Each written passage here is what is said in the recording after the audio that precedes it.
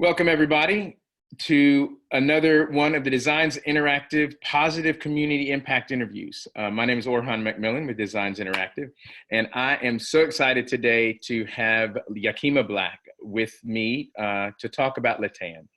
LATAN is an acronym for Louisiana Assistive Technology Access Network.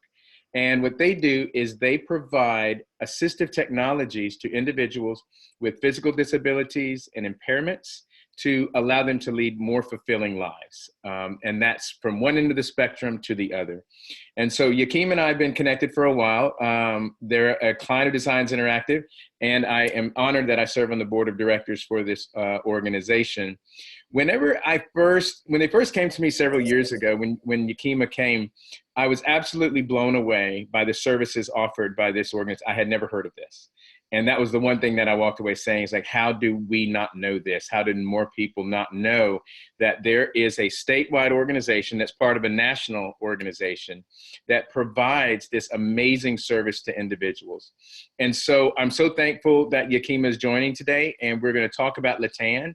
We're going to talk about LATAN pre-COVID-19 and just by the nature of the things that they do, the pivoting and adjusting and expanding that they've had to do to still service their clients and their customers and stuff. And so welcome, Yakima. How are you doing today? Thank you, Orhan, for having me. I am doing very well. It's a beautiful day and I cannot go.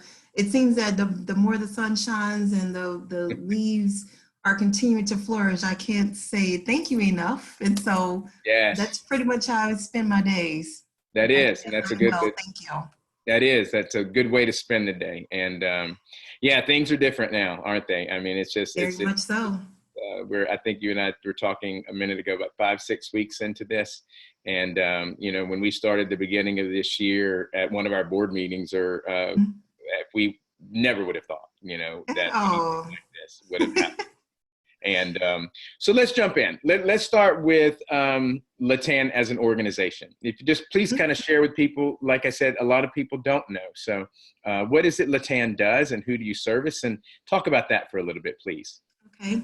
So there are, LATAN is one of 56 AT programs that are federally mandated to exist in each state and 6 territories. And so our role ultimately is to ensure that there is access and acquisition to assistive technology. We've been around, this is LATAN's 28th year in operation. I know, I mean, we are, not all the AT programs are in the country are nonprofits. Louisiana's happens to be a nonprofit, and sticking around for that long, I think, for a nonprofit is also certainly commendable. I am LATAN's second president and CEO. I've been here for about 4 years. And essentially, there are 4 parts that we are all, no matter what state you're in or what territory, you're responsible to do. And that is to provide demonstrations to different types of devices for people with disabilities or functional limitations. So we show you how to use them, let you know that they're there. We can either come to your home or you can visit our demonstration center, which is probably the most vast way of seeing a lot of different types of devices and what's available based on in various categories. Right. We also are designated to provide loaners of devices. So, and it's meant to, or designed so that if you, instead of it's spending money to buy a device, you need to try it out for a little while after we've demonstrated it. We loan devices, allow someone to borrow them for, 30 days or up to 90 days. So that they can decide if that's something they need before they have to invest the money if they're going to buy something on their own. So they get a chance to utilize this device.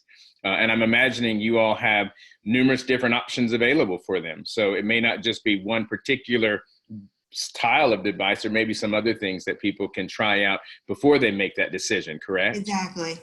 Sometimes there are devices that that someone has, perused on the internet and decided and say, hey, I like that one. I think that's going to work for me.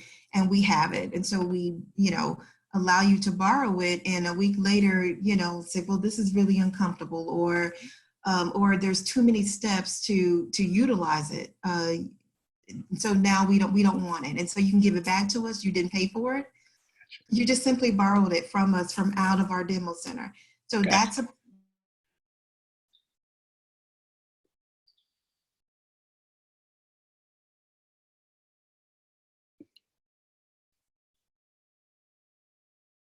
that are within our demo center, so we can receive donations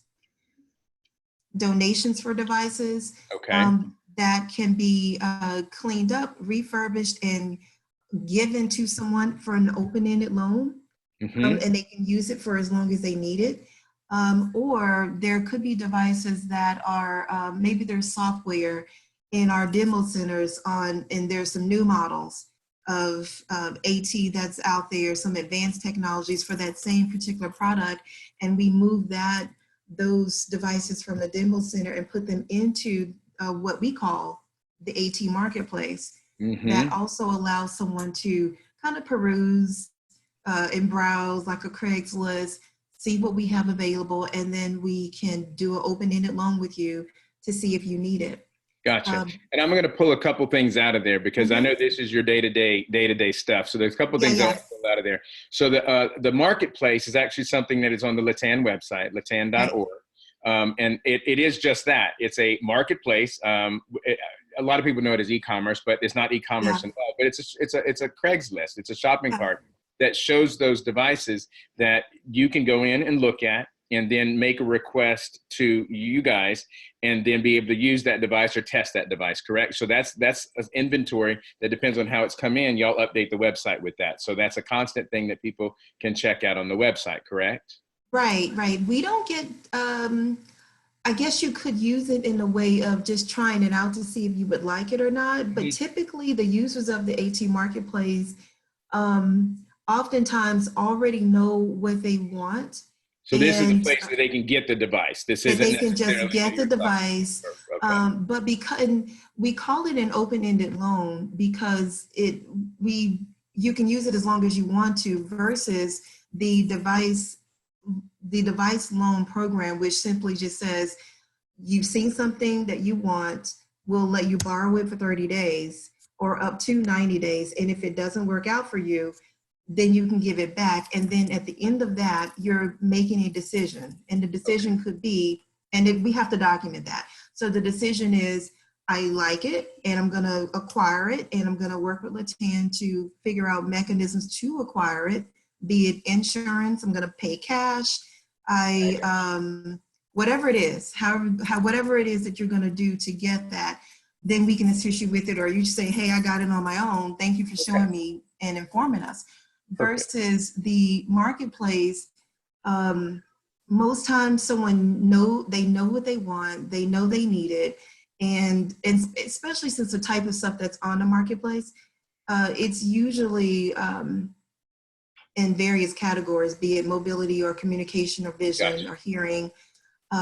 It's something that they're having to take that is kind of an alternative to what maybe they weren't able to afford before. Or also, sometimes someone has a family member who's visiting and they're saying, hey, leave what you have at home because LATAN has it, and we're gonna go in the marketplace and use it from there. And instead of you traveling with it, we'll borrow it for a little while, and then we're gonna give it back to LATAN, and it goes back onto the marketplace. Okay. So it multiple uses, but they're different. But again, the marketplace has its own kind of niche that it's used for, as opposed to the other thing. One other thing I wanted to pull out too that really stood out to me was you said browsing the internet. I know the challenges I have browsing the internet, just shopping for something. What I'm also understanding is that LATAN is a resource of communicate that they can contact you to talk about devices. And so instead of just trying to make some random .com purchase, I don't know, I can look at review, all that stuff. It's difficult for a consumer to make that decision, much less with assistive technology devices. Y'all relieve some of that confusion and stress, right? That's something that you help them with? Tell me, Right. tell me a little bit more about that, please. So we have trained AT, what's called an ATP or AT professionals, or AT solution specialists that are on staff with us, and their jobs are simply to research or well, in addition to everything else they do, because we do wear multiple hats, but primarily their roles are to research, and take that burden away from, Right. from that individual or from their family member to figure out what is, what's available there. I have there was a couple months ago, there is a grandparents who were all working with their daughter who's a nurse, have a 7-year-old who has cerebral palsy, but and paralysis, does not move, um, does not move on his own, sitting up properly, or being able to ensure that if he's sleeping in a bed, that not able, doesn't roll off the bed. And so they're looking at a regular size bed that they decorated really nicely for him, beautiful bedroom that's stylish. And they said, we've been looking for rails to put on, like portable rails that we can use on either side of the bed that would protect him so that he can sleep in his room at his grandparents' house. But we can't find them. We've been on the net and we couldn't find them. They called us. One of the staff here knew exactly where to find them, and Wow. Now they have those rails. And so the search, sometimes if you don't know the buzzwords to use when searching, things don't automatically come up for you on the internet, and that's what we're here for. And if those rails didn't work, then there were multiple other sources that my staff here would have been able to search and figure out something that was useful for what they told us they needed to do. Right. Well, and I think that's an important part of that is that y'all do this day in and day out. In other words, you're versed and educated in all these technologies, all these availabilities. This is what y'all do day in and day out. Right. I may think there's one thing I need, and that's what I may or may not be able to find, much less make a decision on it. But I can alleviate myself from all of that by contacting you and saying, here's what I think I need. Absolutely. Or here's what I need. Can y'all help me on that? And then you come back with the choices and the different options available. Or no, that's actually not what you need. This is what we know works better. So it's a resource that anybody can. But I want to say carefully though, we may have some expertise and know what works better, but that's never really our perspective. Okay. If you can appreciate that. And so we live in a world of consumer directed choice and not paternalism. And so I think that historically, what AT programs, and I'm saying historically, 30 years ago when they were first kind of coming out there and saying, okay, we know technology, and so here it is. We don't give you a device and say, we'll make it work, because we know what this device does. So you just got to figure out how it works. Right. So what we try to do is inform and give informed information so that individual, that family member can make the choice for themselves and to tell us, yes, this works for us. Thank you for, showing this, these multiple areas of information, but thank you for showing us, there. And there's multiple, that's powerful. Thank you for saying that. And what stood out to me, that's the paternal thing, that here's what you need to go figure out how to do it. Yes, as opposed to, we're going to empower you. We're going to give you information. Yes. You're educated. You're going to make a decision. But we're going to give you some information for you to make the decision. Right. What you feel is best for you. Consumer-driven marketplace. Okay, yeah. Absolutely. Paternalism is very easy. It's an ethical issue that is very easy to engage in because... And it's not just us. In social services and health services, the idea is, you don't know, you've come to me and we know, we've been trained, we know this stuff, but we get the most information, the most education from the people that we serve. Yeah. because they're teaching us every time. And it doesn't matter if it's cerebral palsy with one individual, that one child, and that family member that I talked about earlier, versus an adult that has cerebral palsy that impacts them differently, and we learn from them too. And so all of those factors, when people share with us what works best for them, helps to build our repertoire. It helps us to help others better. Because But everybody we're is an taking it individual. all in. When everybody's an individual, and every individual case is different. Every Absolutely. human is different. Every human's needs are different. And so Absolutely. by doing that, thank you. Okay, Yeah. that's amazing. One other thing I do want to also bring up is the center, the demo center, and so because that blew me away. I mean, first I walk in. Yeah, it's The only way fun. I can describe this to someone that has not been is you're walking into a virtual home office, home and or office. And what I mean by that is you walk in the door and there's one room here that is a kitchen. There's one room here that is a bedroom. There's one room that is an office. Was one that is kids room, etc. And y'all have set up real-time equipment in these rooms. So if I'm in the kitchen, I have a kitchen full of AT devices that I could use or may need, etc. So it's like this virtual reality meets 3D experience of all the different devices that are available. But by being able to go there, it just blew me away about just on keyboards alone, the number of keyboards that are available. Some amazing kits, I mean, just again, office things. And so by setting up this showroom, people are able to kind of experience that more. And so that was something that was amazing to me. That truly was. That is, we are pretty proud. Thank you. We are pretty proud of our demo center, and that's exactly what the premise was. You know, there's so much available now with smart home technology. Smart home technology, yes. Yeah, so much out there that we didn't want an office, you know, because ultimately the devices that we have available are to work across the spectrums. You know, as we know, it's a part of our mission, you know, help you gain independence at home, Yes. at work, or at school. And so we needed to be able to show what that looks like if you were in those particular environments and the multitude of devices that are possibly there. And I think the one limitation that we say is like, okay, so these are devices that we have, let's just say in the kitchen, but guess what? If you like this device, you know, that helps you feed, help you eat by yourself, there's, I don't know, a ton more on the market, but we can try that and we can try some other stuff for you. And so these give you an idea of the availability that's there, but it is not all inclusive. And that's what I think keeps us healthy and keeps AT programs growing, is that it's never all inclusive. And I think that's probably more exciting.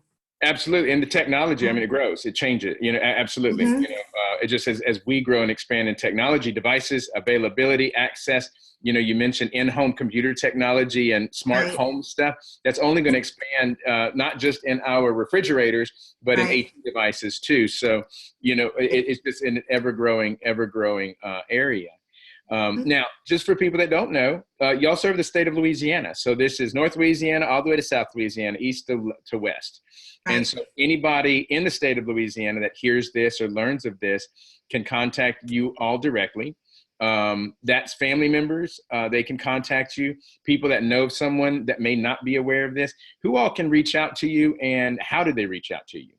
There is no limit of who can reach out to us. Louisiana residents, and even residents who are on the bordering states, you know, within, I think, a 50-mile radius of Louisiana and Mississippi or Arkansas or Texas. I think Northwest Louisiana has a name, the Arklatex. And so that we know who we're talking about there in that little parameter of area there. The way to reach out to us is you can reach out to us by toll free if you're giving us a phone call. And so that number is 800-270-6182. And you can also go to the website and reach out to us there. Just email us, info@latan.org. Perfect. Perfect. And I'll make sure and include all those links in the comments that we have when I post this. Yes. And there's different physical locations. You'll have multiple physical locations throughout the state too, correct? I'm sorry, one more time, you froze a little bit. Multiple office locations, like physical locations throughout the state? Well, not throughout the state. We pretty much have the state divided north and the south. And so we have an office in Shreveport, and there's a smaller demo center, but it has a lot of stuff there in the Shreveport area.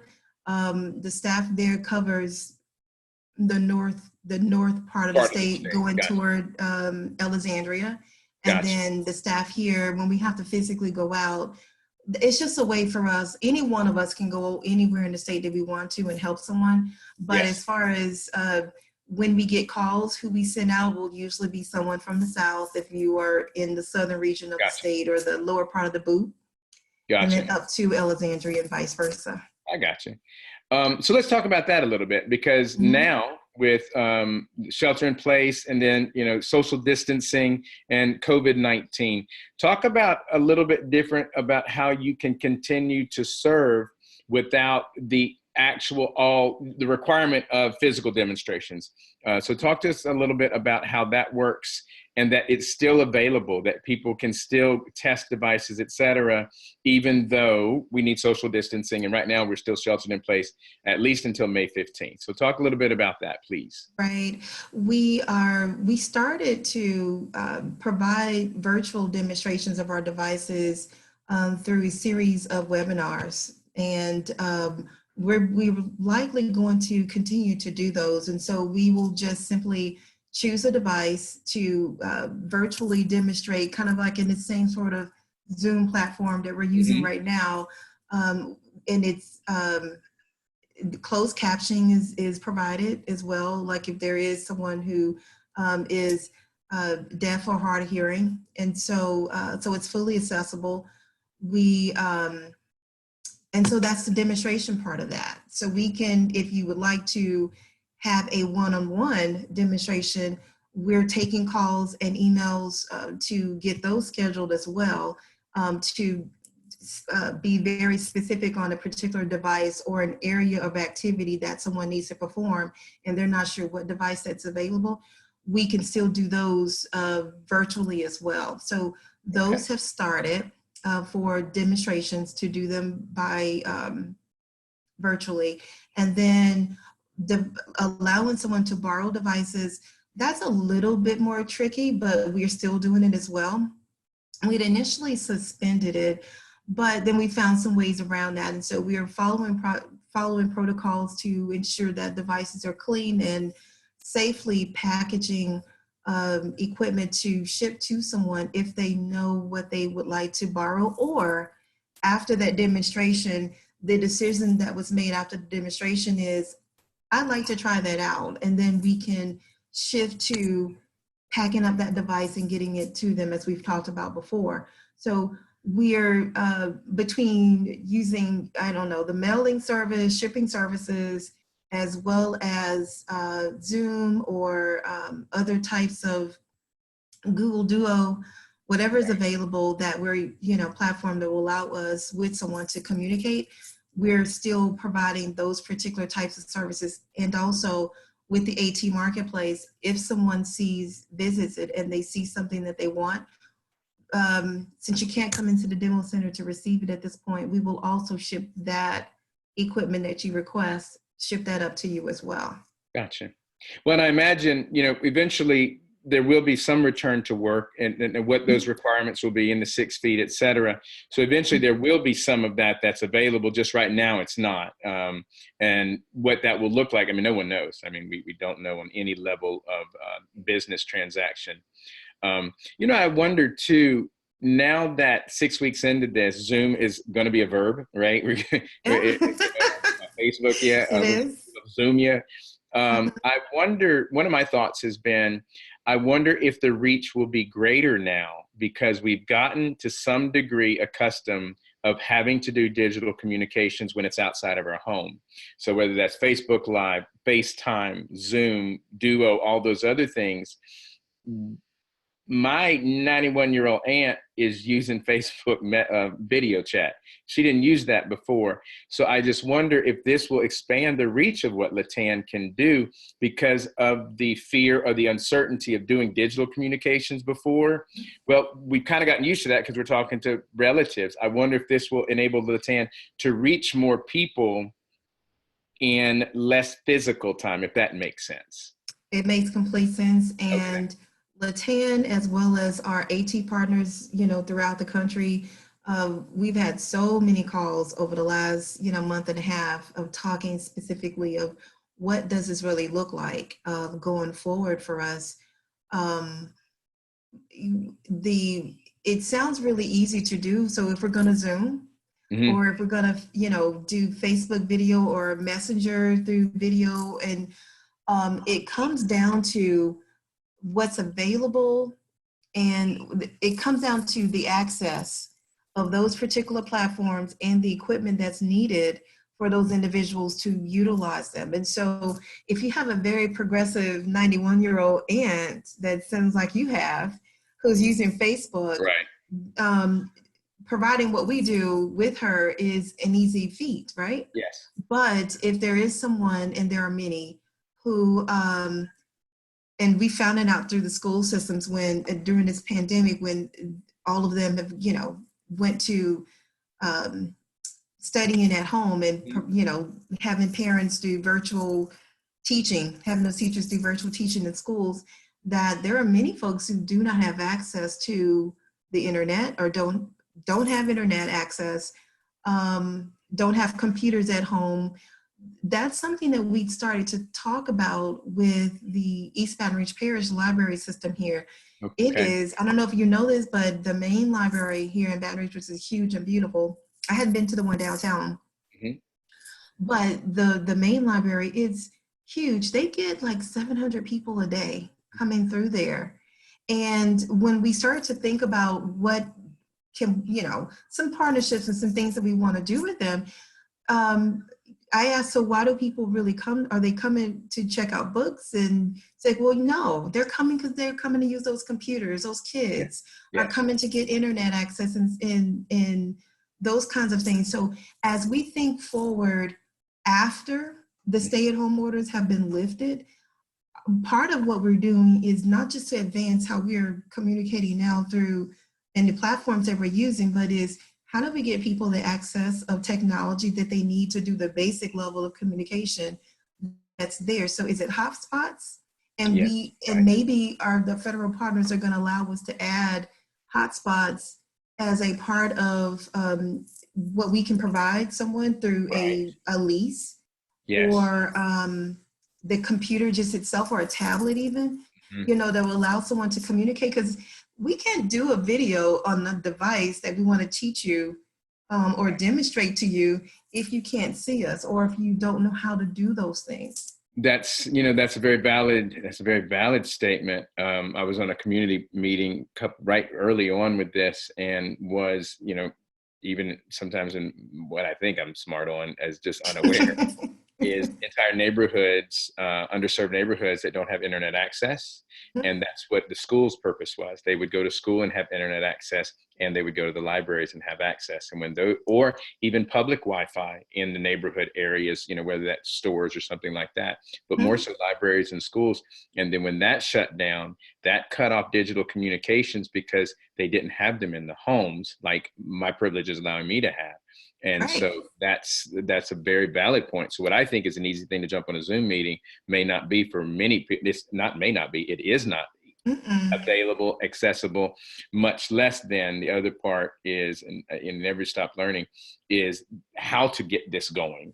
Because if I'm trying to get a communication device, how do I even have a conversation with you, whatever that is, to learn how to use the device if I don't have access to that? Wow.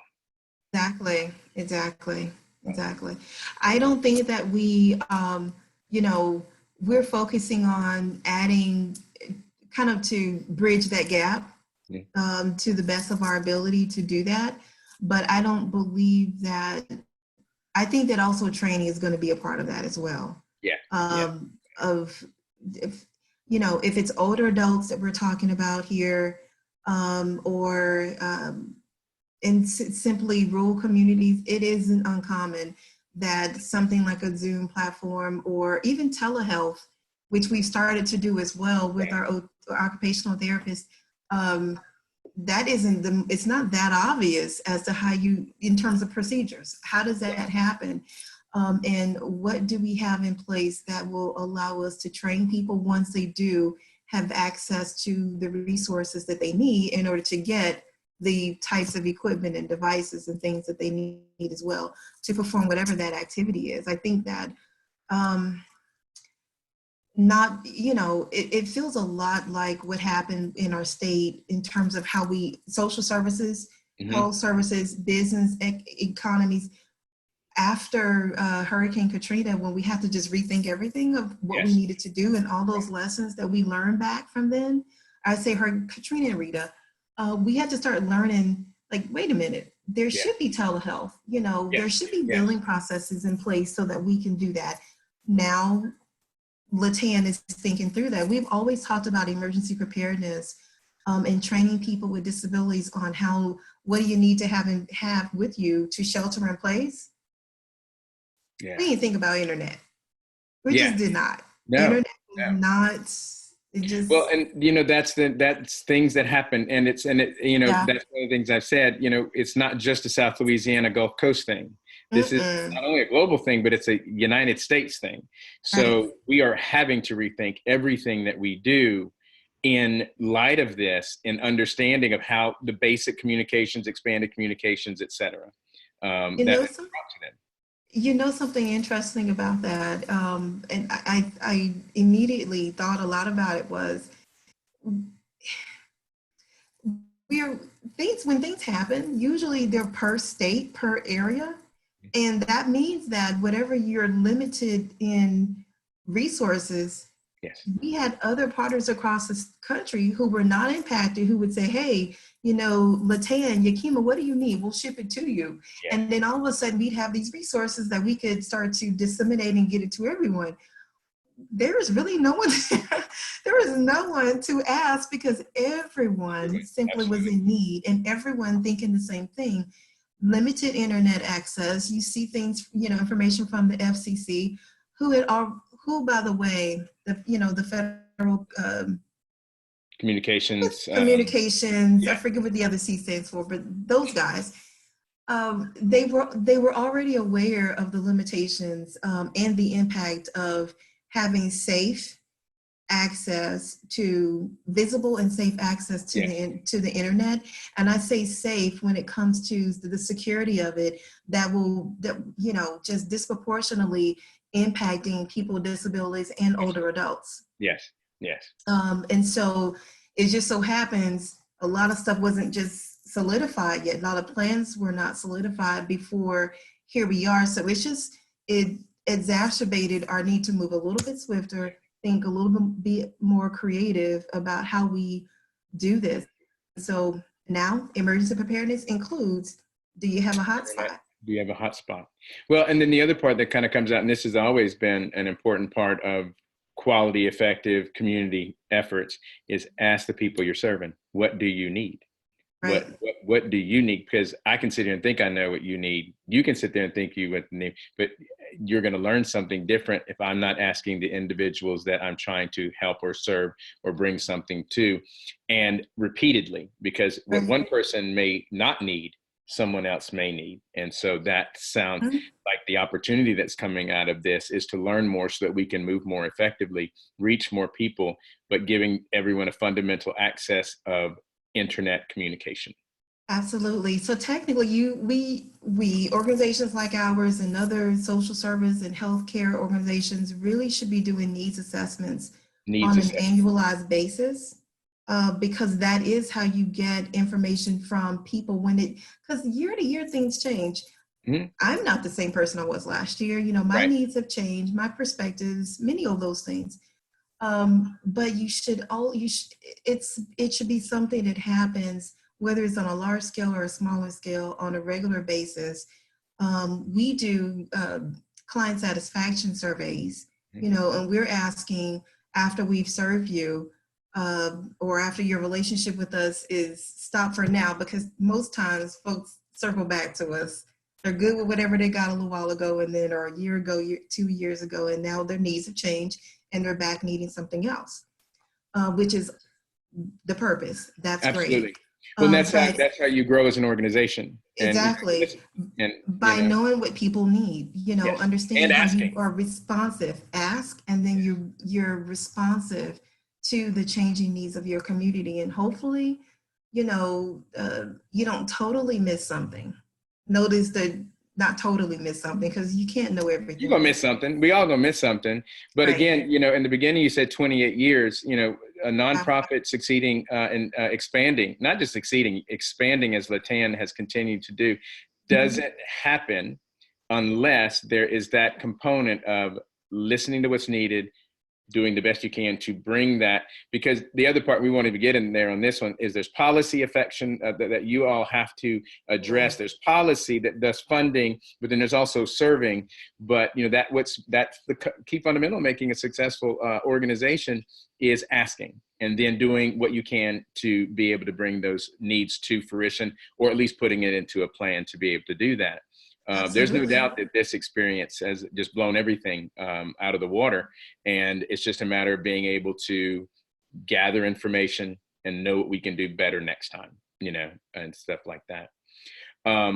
So as we begin to wrap up, one of the things that I want to make sure that everybody understands is that LATAN is there to help family members, individuals. So if you're not even sure if there's someone that may or may not have a disability, et cetera, that they can reach out to y'all just to have a conversation to say, well, this is the situation. I don't know if quite that's what I need, but it would be a resource for them. Is that correct? So people can reach out and just talk to you and your teams.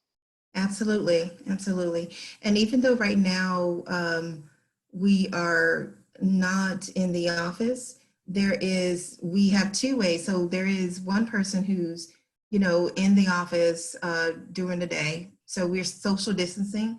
And then as we work remotely, if you call LATAN, you call the toll-free number, or if you call us locally, 225-925-9500, those numbers are being forwarded to an employee who's at home that can also kind of shift and, show someplace else. Before we wrap up, I forgot to mention something about the marketplace as well. That I think it's important.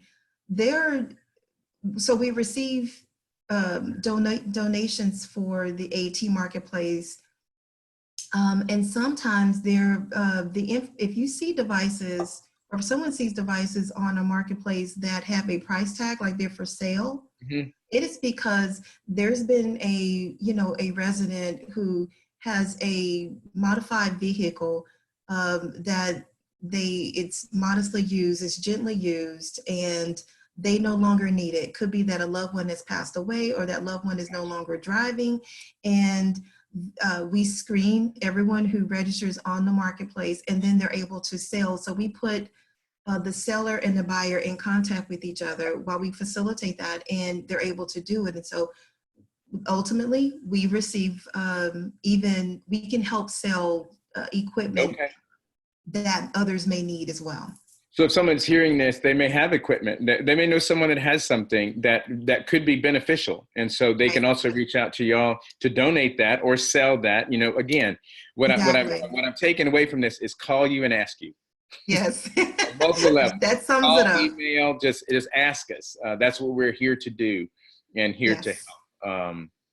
Wow. Again, that's amazing. That really is. We're pretty fortunate.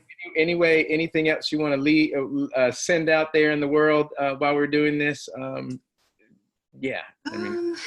don't think so. Other than just simply, saying that we are, our jobs here are to we're here to serve, Louisiana residents, and in various capacities that's needed. And that we would really want folks to just simply call us, even if the request they think is out of our range or out of the purview. Even if it is, we still can connect you to someone else, or to one of our partner organizations that can also help, or whatever. So And we always are, you know, happy to do that. Yeah. And know that that's ultimately why we're here. It's a part of our mission. So give us a call. And I want to thank you, Orhan, for the platform to kind of get our message out there and yes. And that's the thing, we need to tell everybody about this. Everybody needs to know about this. Again, everybody needs to know about LATAN, seriously. In the comment section, I'm going to put websites and phone numbers and all of that kind of stuff that people can use. But again, thank you so much, Yakima. You know, I'm a huge fan, and just and vice versa. Love and blessings of health and safety to the team. And we're just going to keep doing what we're doing. Absolutely. Absolutely. Thank you so much. Take Thank care. you, and vice versa. All right. Bye-bye.